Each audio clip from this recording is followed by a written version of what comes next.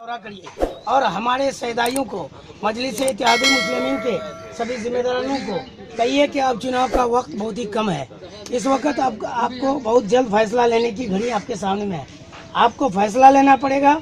आपने 12 वोट करा है, कभी किसी को हराने के लिए, कभी किसी को जिताने के लिए, कभी किसी की सरकार को गिराने के लिए। आज आप देखेंगे कि अब से पहले जब भी जिनकी सरकारें बनी, आज दलितों और मुसलमानों के साथ जितनी अपेक्षा किया गया है, सरकारों ने नाइंसाफी की है। और बिलखसूस सीमांचल के मुस्लिम और दलितों के साथ सीमांचल का 5 जिला जो आज भी विकास के नाम से महरूम है, यहाँ पे सब सरकारों ने हमें कहार का, डोली को ढोने वाला कहार तो बना दिया, लेकिन हमें हमारा हक नहीं दिया। बारातों में जैसे बैंड पार्टी वाला होता है, जब बारात अपने मंजिल में पहुंच जाती है, बैंड पार्टी वाले को कोई खाने के लिए नहीं पूछता है। ऐसी ये हालत दलितों और मुसलमानों की इन पार्टियों ने कर दिया है। इस वक्त जरूरी है कि हम बीजेपी के खिलाफ खड़े हो जाएं। इस वक्त जरूरी है कि 60 साल से हमने कांग्रेस को वोट दिया है, उस कांग्रेस के खिलाफ हो जाएं। हम भूल नहीं सकते उन जालिम पार्टियों को जिसने हमारे ईमान पे हमला किया।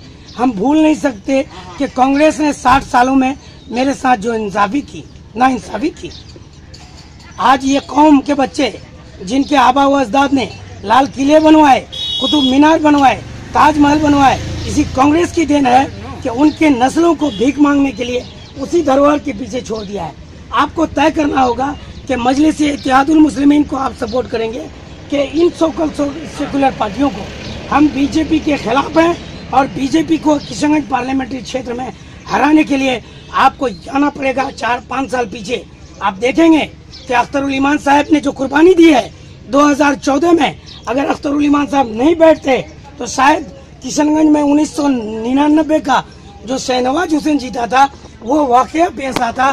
चूँकि उस वक्त के हालात ऐसे थे 2014 के एंटी इनकम्पेंसी वर्तमान लोगों का था, वर्तमान सियासतदानों का था। वैसे हालात में आप देखते कि लोग बदजन होकर के इधर उधर भागते। अख्तरुल ईमान साहब की दूरअंदेशी ने ये तय किया कि नहीं, मुझे इस वक्त बैठ जाना ही बेहतर है। इस जालिम आदमी को, बीजेपी के उम्मीदवार को हराने के लिए अख्तरुल ईमान साहब बैठे थे। आपको वास्ता है अख्तरुल ईमान के विधायकगिरी का। अख्तरुल ईमान साहब 2 साल एमएलए थे, 3 साल अभी बाकी था।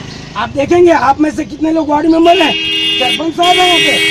आज के डेट में कोई भी आदमी एक वार्ड मेंबर में रिजाइन नहीं करता, लेकिन आपके इलाके की बेहतरी के लिए, आपके मुस्तकबिल की रोशनास के लिए अख्तरुल ईमान ने अपने विधायकगिरी को भी बलि का बकरा बना दिया।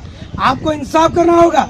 2014 में अख्तरुल ईमान साहब बैठ गए और लगातार 4 सालों से आपके बीच में है। आपको मजदूरी देनी पड़ेगी। आप देखेंगे कि आपको 2017 और 16 का जो दर्दनाक सैलाब था, अख्तरुल ईमान साहब दर भटक रहे थे आपके बीच में, रिलीफ वर्क किए। आपको भूलना नहीं पड़ेगा मेरे भाई। बैरिस्टर असदुद्दीन अवैसी साहब ने कहा है कि मेरा उम्मीदवार किसी राहुल गांधी के दरवाजे पे बिछौना करके टिकट के लिए भीख नहीं मांगेगा। मेरा उम्मीदवार 9 क्लास पास तेजस्वी यादव के पास भीख नहीं मांगेगा। मेरा उम्मीदवार कांग्रेस सदाकत आश्रम की दरबारी नहीं करेगा, नीतीश कुमार की दरबारी नहीं करेगा। जाओ, मैं अपने उम्मीदवार का 2018 का 12 अगस्त को तय कर दिया अख्तरुल ईमान साहब की नुमाइंदगी का। आप यकीन जानिए, आप जब तक मजलिस इत्तेहादुल मुस्लिमीन अख्तरुल ईमान साहब को नहीं जिताएंगे, अपनी एक आवाज़ बैरिस्टर असदुद्दीन अवैसी के साथ नहीं भेजेंगे पार्लियामेंट में, तो यकीन जानिए जो असर दलितों की हो रही है, हमारा सच्चर कमेटी का रिपोर्ट भी बता रहा है कि ये वो कौम है जिसके बाबा व अजदाद ने लाल किले बनवाए, उस कौम के बच्चे को भीख मंगवा रहे हैं। यकीन जानिए दलितों की से भी बदतर मेरी हालत हो चुकी है। हमारी सफ़े हस्ती से मेरा वजूद मिटाने की कोशिश ये बीजेपी और ये डर दिखाने वाली पार्टियां हमारे साथ करेगी।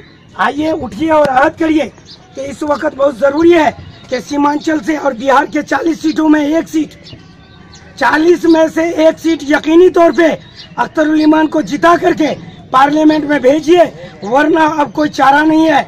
बहुत लोग डराएगा कि बीजेपी जीत जाएगी। 2015 में कूद के हमने वोट दिया था बीजेपी को हराने के लिए, नीतीश कुमार जीता, सरकार तो बीजेपी की नहीं बनी, लेकिन आज क्या हाल है, नीतीश कुमार उसी बीजेपी के गोद में बैठा हुआ।